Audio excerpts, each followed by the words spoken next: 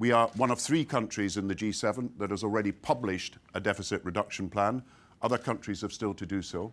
We have said very clearly that we will reduce the deficit by half over the next 4 years.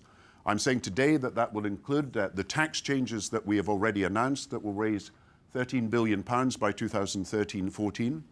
It will include also our determination to bear down heavily on tax evasion and tax avoidance, and the new rules that have been agreed about the use and the regulation of tax havens around the world have already released £1 billion from Liechtenstein back to the British Exchequer. There are 100,000 accounts in offshore tax havens that are now being investigated by our authorities.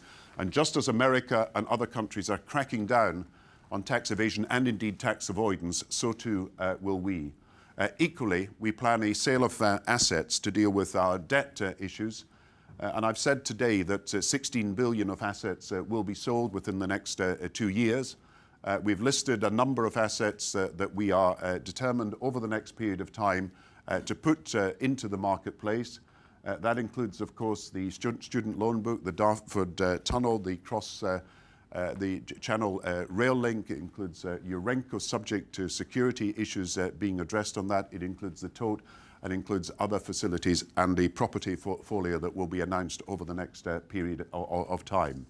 At the same time, we recognise that there are hard choices to be made in public expenditure as well, that the growth rate of public expenditure cannot be at the level of previous expending rounds. Indeed, because we have had high levels of investment in our public services, particularly health, education and transport, we do not need the same high level of investment in future years. A hospital built is a hospital that is there and not needing to be rebuilt over the next few years.